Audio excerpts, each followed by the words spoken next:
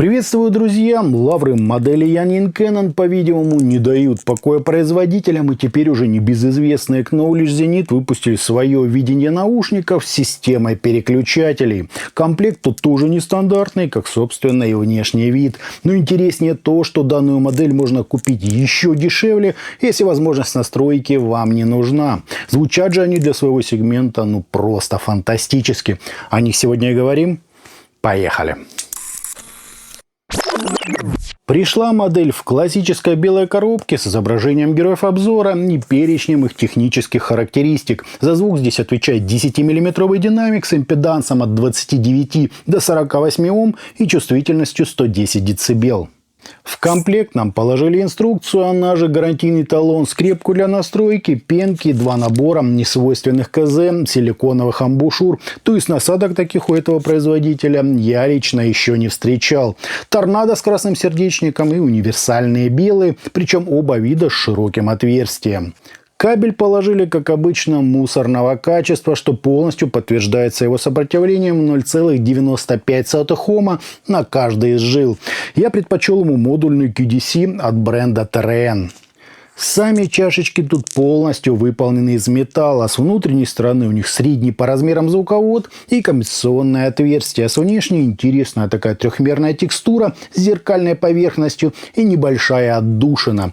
Систему из 4 переключателей, как и полагается, вынесли на боковую часть, отчего у стандартной версии, где этой настройки нет, она получилась заметно так тоньше.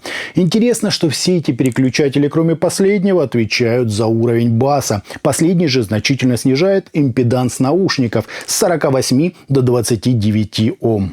Впрочем, в любой вариации сидят они отлично, пользоваться ими удобно, да и звукоизоляция тут на высоте. Вот так, друзья, это все и выглядит.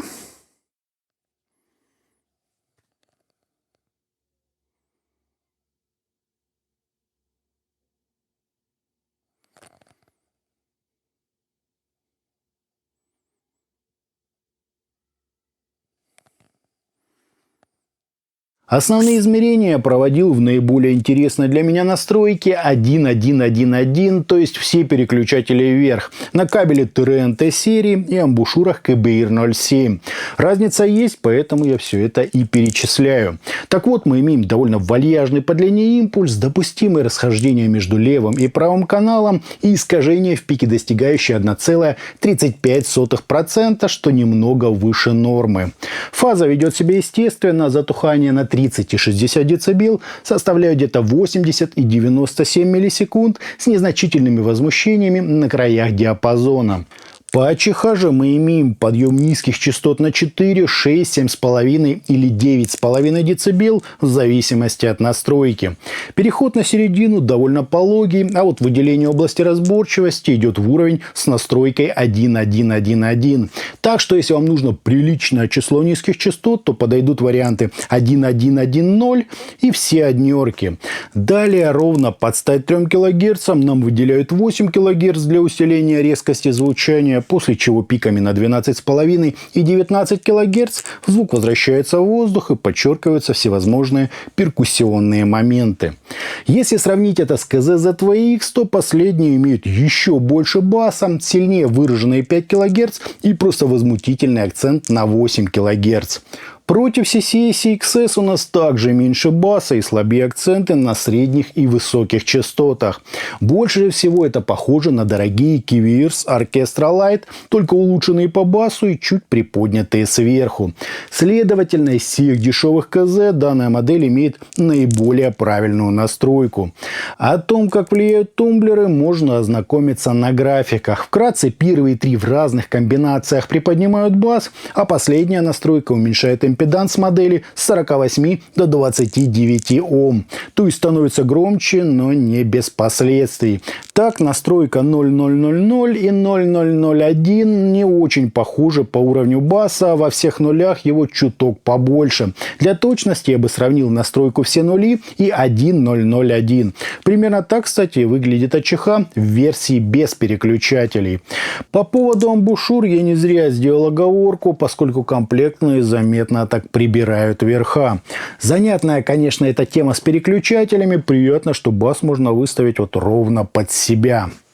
В плане звучания я первым же делом решил сравнить героев обзора со своими текущими фаворитами KZ-ZVX и CCE CXS.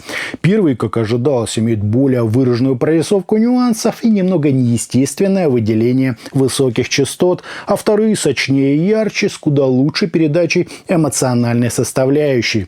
Однако, что меня сильно удивило, обе эти модели звучали гораздо выразительнее и громче DeFi. И это с учетом, что я максимально увеличил бас и понизил импеданс четвертым переключателем.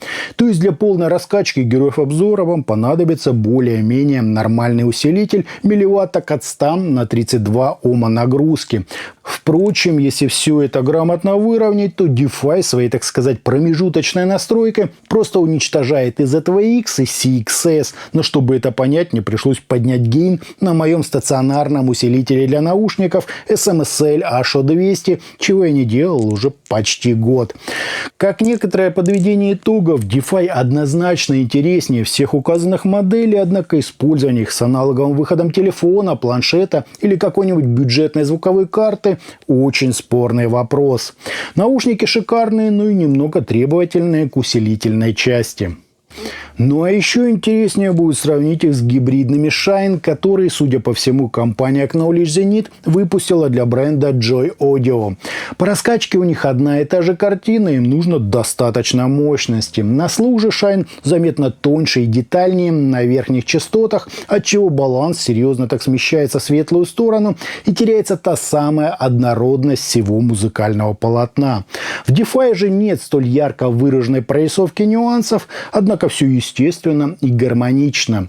По выразительности, в силу характера излучателей, чуть впереди оказываются Shine, но с некоторым перекосом в сторону верхних частот и заметно меньшей мелодикой, чем у героев обзора. Эффектнее, не спорю, но корректнее звучат именно DeFi. Звук у них центрирован с акустически правильной массой и без этого немного искусственного призвука арматурных драйверов Belsing.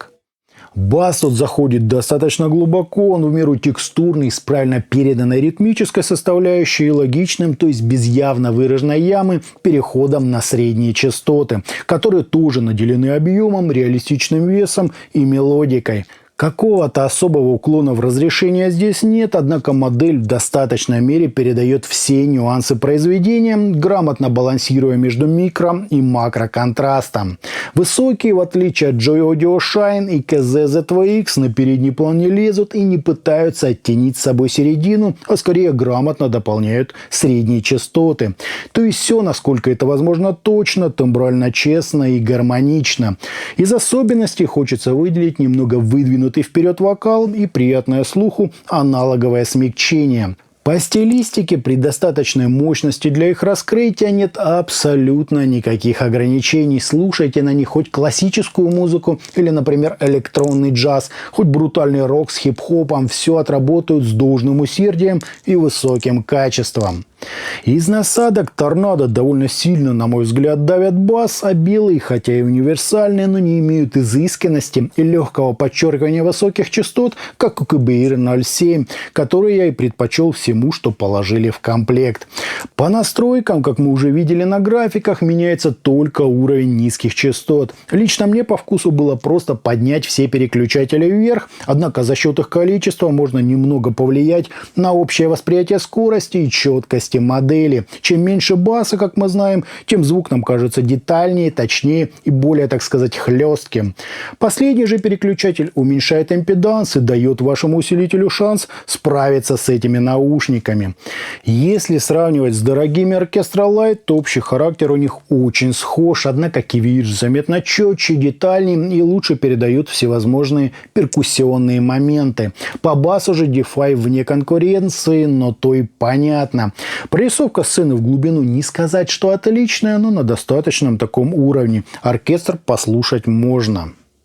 Итогом динамические наушники KZ-Defy очень комфортно сидят. Насадок на этот раз приложили кучу, и, конечно, стоит отметить довольно тонкую настройку басов посредством системы переключателей и уменьшения импеданса, позволяющая выжать, так сказать, из звука еще больше, если ваш усилитель это позволяет.